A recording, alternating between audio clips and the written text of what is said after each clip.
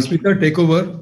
Yeah. Okay. Yeah. So, sir, I think Digvijay has restored his laptop. Mhm. So we will take his session for next half an hour, and then Sudhakar will actually start with Yes. the clustering classification thing at Okay. 45. 3:15 to 3:45, so, Digvijay can take basics of statistics session now. Okay. Okay. Thank All you. right. Thank you, Thank you. sir. Thank Thank you. you. Bye. So, good afternoon, everyone. I apologize for a little trouble I had in the morning. So, before continuing with the basics of statistics, what I want to share is the a predefined function in R, which basically eliminates the needs for loop. So I will run this and I will explain when it gets over. So what I'm doing is I'm creating a sequence of numbers from 1 to 1 million, and then I'm converting them as a data frame. Data frame having 100,000 rows and 10 columns. So this is a typical example of a big data, you can say, that you have a million data points and you have 100,000 rows. So now a misconception is there that R is slow, that Python is fast. So it depends upon how you implement it. For example, what I've done, I've just applied a sum operation, summing each and every row and then saving it in a variable. So the first time, for first time, I'm using a for loop. So now a for loop, I've also calculated the time it took.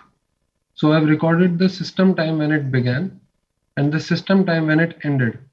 And when I subtracted it, I got a difference of 23 seconds. So it took 23 seconds to go to sum all the 100,000 rows. Now, in R, you get functions like apply. In apply, you don't need to use a for loop. It does the same thing, but very fast. How fast? It took only 0.27 seconds.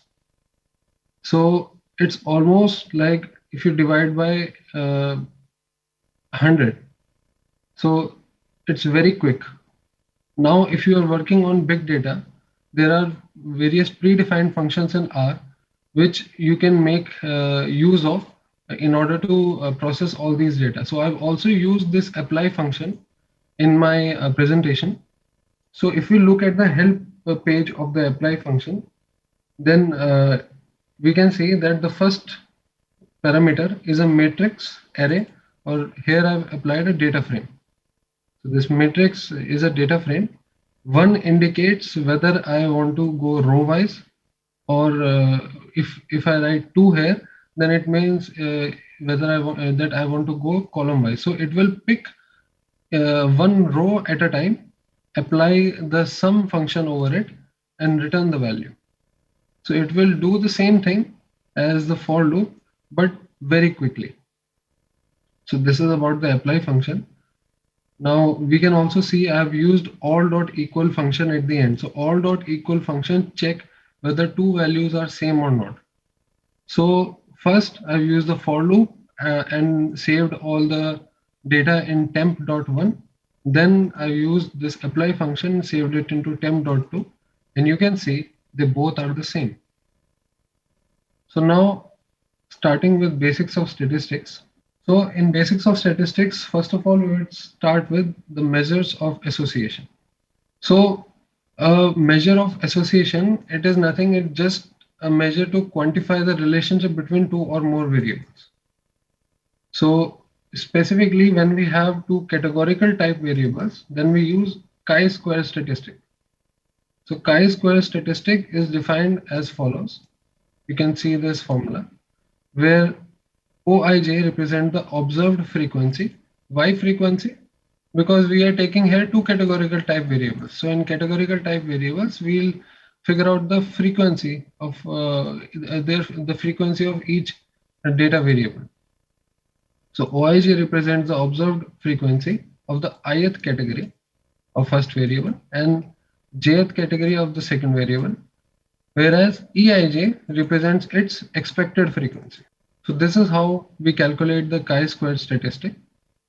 Then for this, OIJ is just the observed frequency. So you have the data, you create a cross tabulation, and you get the observed frequencies. But there is another term, EIJ. So EIJ is the expected frequency. So how do we calculate it? So given a contingency table, so a contingency table is nothing but a cross table. It's another name for a cross table of two categorical variables having R rows. So if there are R rows and C columns with grand total N. And I will show this in an example soon. So just going quickly through the theory part now, and the total of ith row Ri and total of jth column Cj, then the expected Eij is defined like this.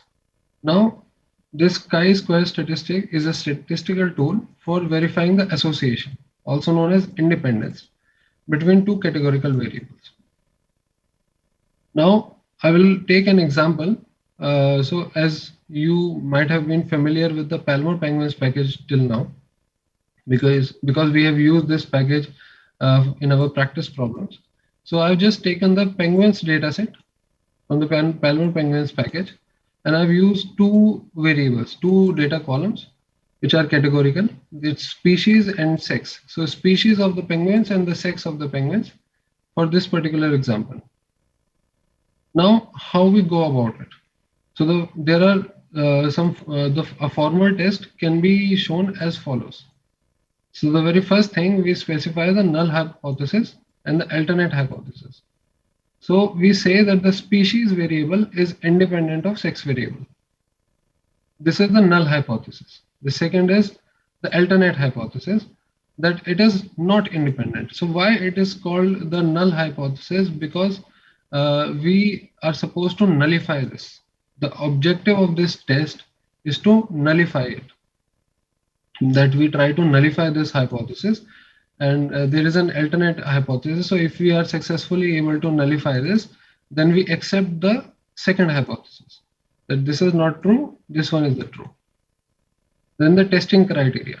So in order to reject the null hypothesis, there is if p-value corresponding to the chi-square test statistic is less than a pre-specified value alpha.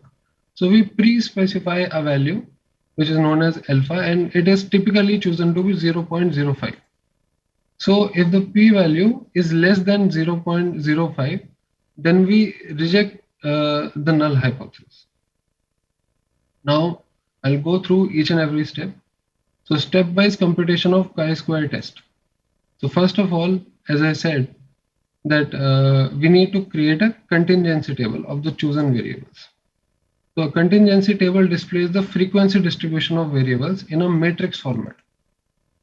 So for that, first of all, I've loaded the Palmer-Penguins package, then data penguins, and then I've used DESCR package for cross tabulation. So I'll just show you by running the code, exact code.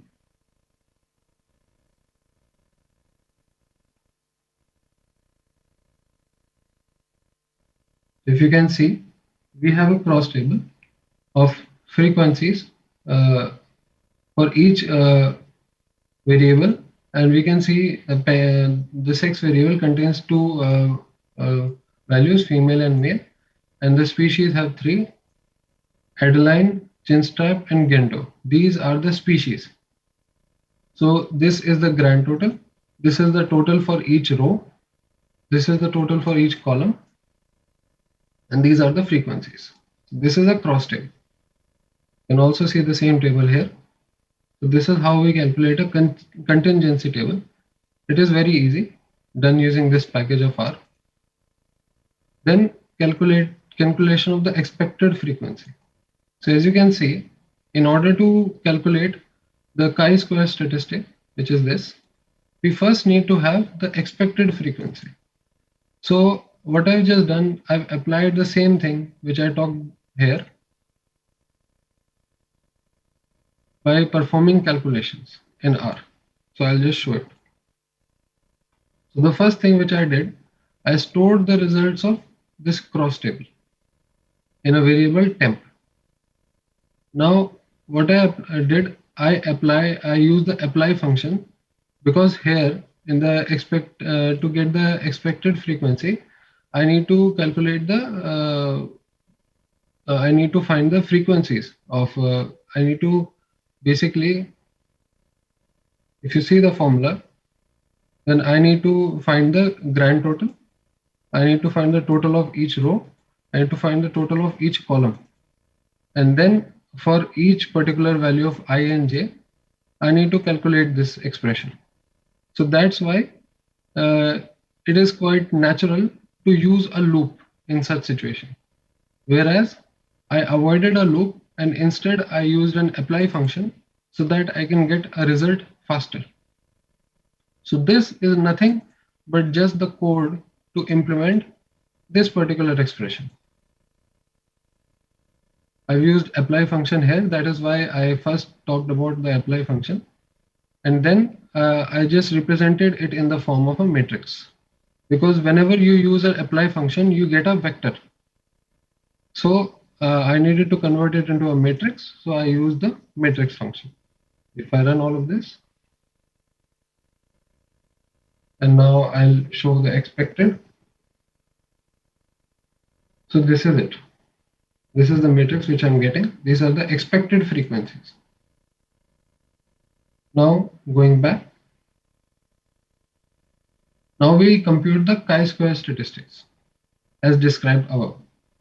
So again, what I'm doing, now I have the expected frequency. I had the observed frequency. Observed frequency is nothing but the frequency of the data points of the data which I have chosen. And I'm simply now performing a calculation in R. So these all calculations are done manually.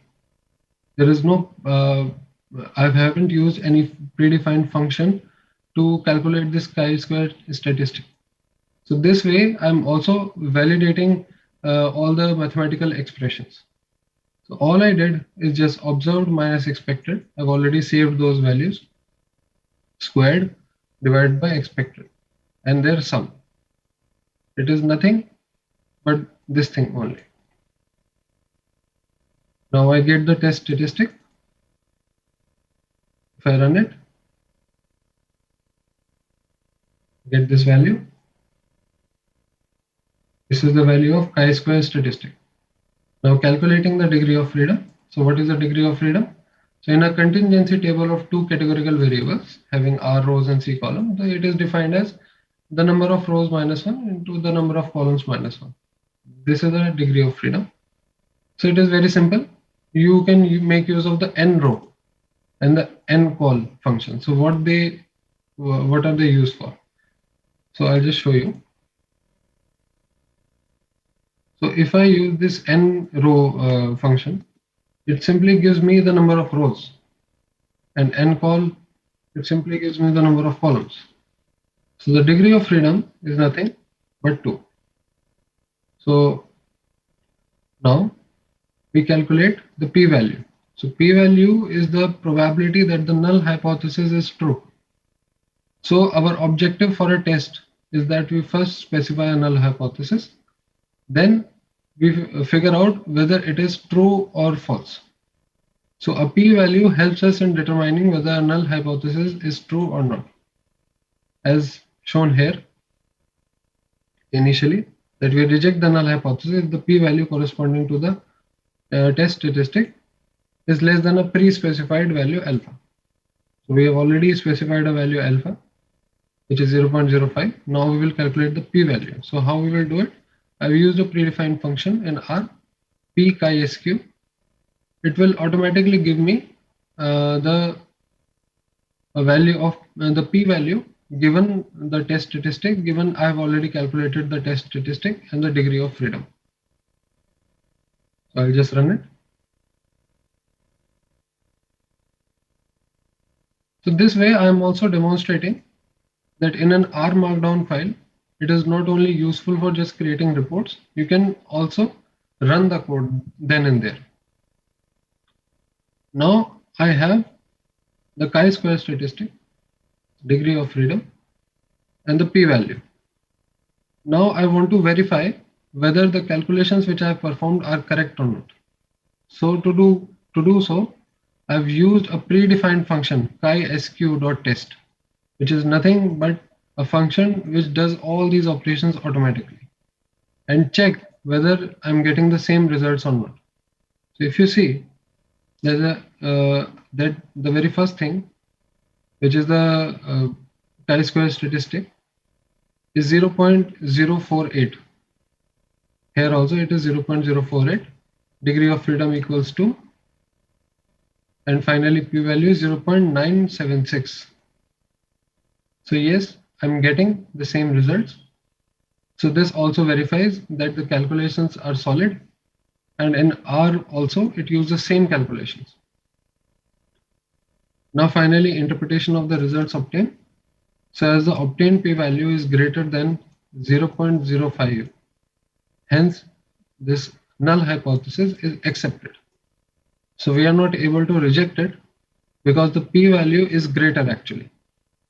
So what the testing criteria was that we reject the null hypothesis only if it is less than the pre-specified value alpha, which is 0.05. But we found that it is more. So we can say that the species variable is independent of the sex variable. So there is no association, because we are measuring the association. So there is no association between them. Now coming to the next topic of linear regression line and t-test. So it is another method of association between two continuous type variables. So previously we had categorical type variables. Now we have continuous type variables. Is the correlation coefficient. So correlation coefficient we already talked about in the part 1 of basics of statistics.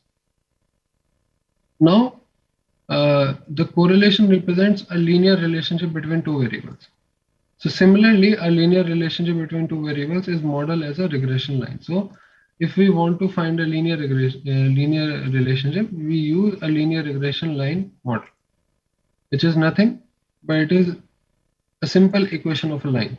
So if you remember that line equals y equals mx plus c, whereas m is the slope and y and x are the dependent and independent variable. It is the same thing because we are finding linear regression. So that is why this formula is being used, where y is a dependent variable, x is an explanatory variable. So explanatory is another word of independent. So it only means x is the independent variable. E is a random error. So we may sometimes encounter a random error. So E represents that. Beta 1 represents the slope of the line, and beta naught is the intercept. What is an intercept? It is nothing but the value of y when x is put to 0. Now moving forward, if we have a data set D containing n observation pairs, x1, y1, x2, y2, with mean x bar and y bar respective for the respective variable, then the least square estimate of the slope beta 1 and intercept beta naught are as shown here. So yesterday we talked about deviations. Deviation is just how far an observation is from the mean. So here we are calculating the same thing. So we are subtracting the observation of one variable with its mean, second with its mean, and dividing it with its square. Then once we obtain the slope, we can obtain the intercept also using this formula. So for the purpose of the demonstration, I've taken the bill length column values to be the dependent variable y, and bill depth is that it is in millimeter. So the bill depth and bill length are both calculated in millimeter to be the independent variable. I've taken it from the Penguins dataset again, and the linear regression line is calculated as shown below. So now this is the calculation which I performed in R. So first I'm calculating manually. Later I will show the same results using the predefined functions of R. So I have used na.omit. So why I have used na.omit? Because if you see in Penguins data, there are some na values, some missing values. I'll show you. So if you see language dataset, you can see NA values. So we don't want these values. Now na.omit will simply eliminate this row completely. So the very first step which I performed is na.omit, completely eliminating all the NA values. So I did it for the dependent variable, which is bill length, did it for the independent variable, which is bill depth, saved it in the variable y and x, then finding the number of observations, n row, and then finally finding the slope. For slope, I'm representing beta1 as b, because you cannot have variable names as Greek letters in R. So I'm just using b. So this is the same formula. If you see, it is the same thing, x minus mean of x into y minus mean of y, and their sum, divided by x minus mean of x whole square, and the sum. So I get this value of the slope. Intercept is very easy. Mean of dependent variable minus slope into mean of independent variable. I'm getting this value. Now, in order to check my results, what I have done, I've used a predefined function of R. So a predefined function of R which is available is the LM function. So let's go to the R console. Let's see its help page. So LM function is from the stats package of R. It is used for fitting the linear models. So it is used to fit the linear models. It can be used to carry out regression. So that's why I've used this LM function. Now I can also show you the same thing here by running this code.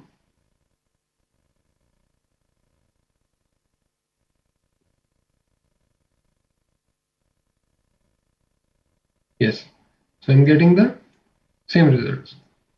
If you can see, these are manually calculated. This is calculated using predefined function. Now what I've done, I've just plotted x and y using the plot function. You must have been familiar with it, and given it a color blue. So on the x-axis, you have build depth in millimeter, y-axis build length, and now I have added this line which I have calculated using the regression, using AB line. So AB line function, using that you can simply add the regression line. Its parameter which I have passed is the function, is the model that I have generated, LM, and this is the formula that y tilde x, and given the color red for differentiation, so that you can differentiate easily on a plot.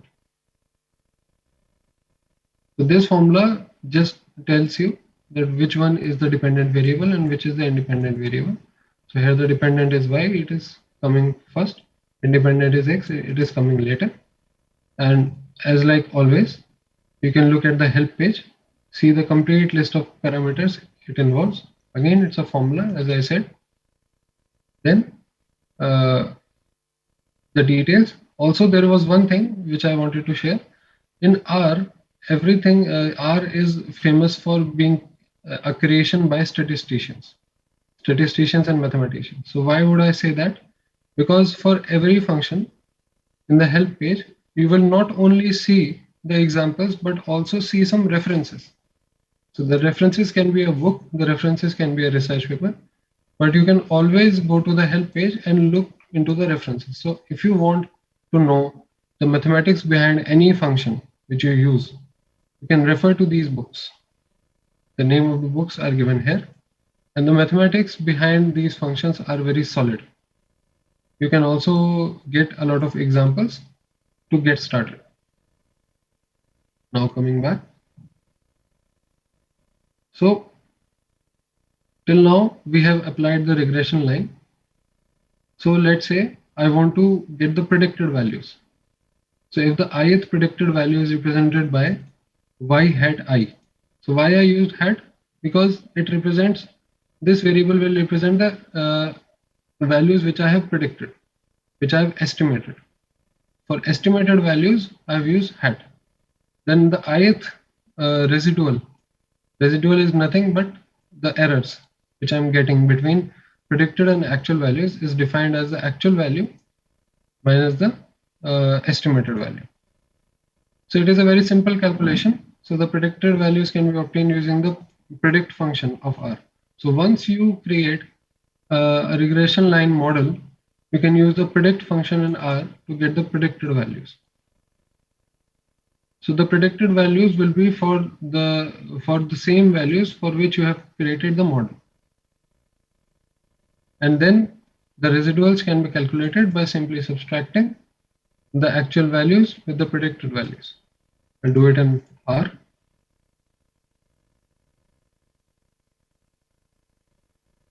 If you see the residuals, there are 342 residuals. Why? We can see that penguins have 344 observations. Then why 342 residuals? Because if you remember, I've used na.omit. It omitted out 2 rows. So we are now left with 342 observations only. So that's why 342 residuals. Now going back. So after obtaining the coefficients of the regression line, it is important to measure their significance. So one way to do is by performing a t-test.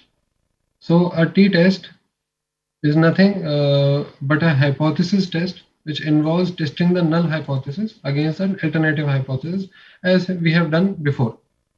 So what is our null hypothesis? Here we are saying that there is no linear relationship between x and y. And what is the alternate hypothesis? We are saying there is some linear relationship. So the objective of our objective with this test is we need to nullify this hypothesis that there is no relationship, and we need to nullify it. So how we would go about it? So mathematically it can also be written like this. So beta 1 estimated is equals to 0. This is what we are basically hypothesizing, versus alternate hypothesis that is not equals to 0. So why this? Why we are writing beta 1 estimated should be equals to 0? So if you go to the formula, so beta 1 is basically the slope of the line. So if the slope of the line is 0, then there is no relationship between y and x. So it is just saying the same thing, only mathematically. Now the t-test is simply calculated using this formula. So beta 1 minus 0, where this 0 came from? This 0 is nothing but this constant value. If I write c here and use some other constant value, I'll write it down here. And this SE is defined as follows. So this SE is nothing but the standard error which you get. So I am now applying the t statistic of the obtained regression coefficients in R. So what I've done, first I have to calculate SE, because in order to calculate t, I need to know SE. I've done the simple manual calculations here. I haven't used any package. So I'll get some value of SE, and then just by dividing B with SE, I'm getting the test statistic. I'll show it in R. So these are the values, first for SE, then for test statistic. Going back, now we will have to calculate the p-value. So p-value is calculated by simply using the pt function of R. So what is the pt function? So it is just to calculate the, you can always refer to the help page. It is just to calculate the p-value of a given a t statistic. And then you can also, if you want to know more about the mathematics behind it, you can look at the references always. For every function there is a reference. Now we get this p-value. So as the p-value we can see is in the order of 10 raised to the power minus 5. It is very small, almost negligible. It is almost equals to 0. So as the p-value is less than 0.05, hence the null hypothesis is rejected. So now we are rejecting our null hypothesis, which is which is that there is no linear relationship between x and y. Now we know that yes, there is a linear relationship. So there is some relationship between there is some linear relationship between x and y. So we can confirm our findings by calculating the p-value using the predefined functions present in R. So here we have mostly used the simple calculations, performing the calculations as shown in the formula. Now, just to check, just to verify that these mathematics are solid, I'm using a predefined function of R. So what I did, I created a linear regression model, and I've just calculating its summary. So a summary gives a lot many parameters. So what we are here interested in the standard error, to check the standard error whether it is correct or not, to check whether the intercept is correct or not, and then whether the t statistic and p value are correct or not. So if you see, if you check that the intercept is intercept and the slope is minus 0.64, intercept is 55. So as you see here, minus 0.64, it is 55, and we are getting the standard error is 0.1477. Can you little faster, Digvijay? Okay. All right. So you can basically see that we are getting the same results as we are getting it by manually calculating all the variables. So the same results are obtained. And finally, the last topic, which is goodness of fit. So what a goodness of fit? It is just refers to the quantity which indicates the extent to which the obtained model fits the data. So we now know that there is some relationship, and we also have a model. So now we have to quantify to what extent the model actually fits the data, how good it fits. So one example is to use the R-square statistic. It is also known as the coefficient of determination. It is just the measure of amount of variability in the data accounted by the regression model. So you can use the following formula to calculate it. So R square is 1 minus RSS upon TSS. RSS is regression sum of squares as shown here, and TSS is the total sum of squares as shown here. So its value varies from 0 and 1. The higher its value, the better is the fit. So again, I've used simple formula. This formula only I've applied an R to calculate the R square statistic. Now I've used the predefined functions, and I can see the values are same. So the mathematics is solid. I can run the same thing in R directly and get the same results as shown here. So that's about the basics of statistic part 2. So whenever you are encountered with a new function, new predefined function R, I would advise that you go to the help page, read about it. To know the mathematics behind it, there is always a reference in R, whether a research paper or a book or both. So read that for more details on how it is being calculated. So that's all. Thank you. Thank you, Digvijay. So any questions, any query? There is one in the chat. Yes. Is it applicable for postdoc analysis? I didn't get the question. Yes, ma'am. Did you, Digvijay? No, ma'am. Can you explain it? Can you speak? When we do ANOVA, if we get a significant value, we go for post-hoc analysis like Tukey's or Duncan's. Okay, so we are not actually covering ANOVA here, but so yes, you can see this. I think ANOVA is also for finding correlations. So it is just a replacement. You can use ANOVA. You can ANOVA is for interaction.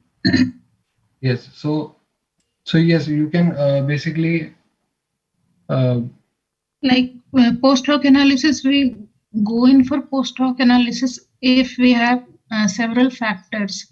So if we go for one way ANOVA, we get the ANOVA for the complete set of factors. And in post hoc analysis, we actually compare between the two factors if there is significant difference or not. Okay. Yeah, you compare the means of the samples, right? Among the samples, it is ANOVA, and if in between two factors, then among all, like A, B, C, D are factors. Among A, B, B, C, B, A, D, A, if there is significant difference, that is post hoc analysis. Between basically between sample and within sample. Within samples. Yes, yes. So that we are not covering here, but yeah, there is a function called ANOVA in R. Yes. Okay. ANOVA. So to know if you want to know more about like ANOVA, we are not actually covering it here.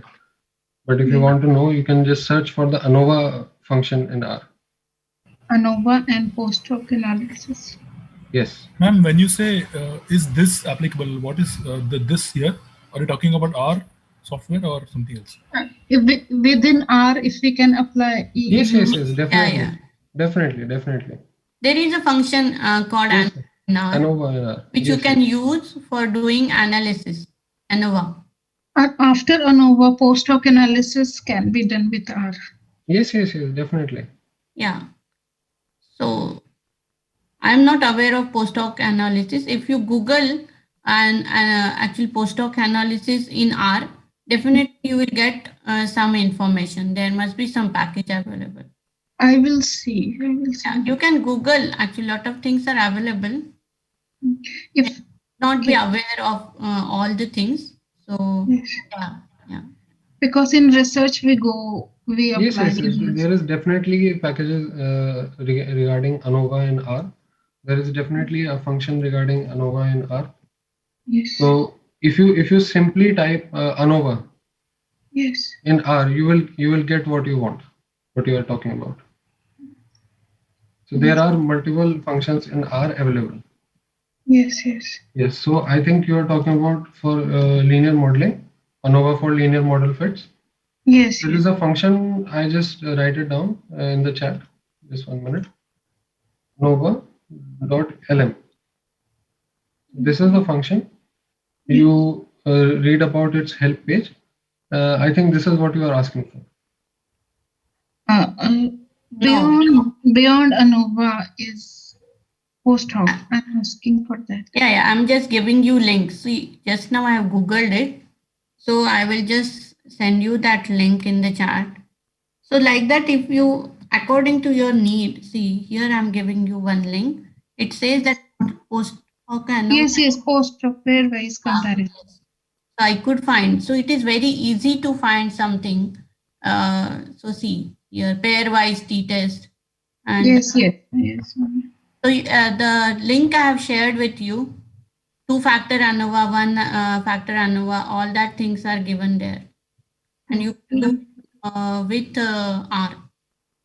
Okay, ma'am. I will. There is example actually given. Yes. So R is actually very versatile. It contains a lot of statistical operations. One may not be aware of all the packages, but you can simply do a Google search or look into its help page to find the packages. Okay. Yes. I will. Thank you. All right.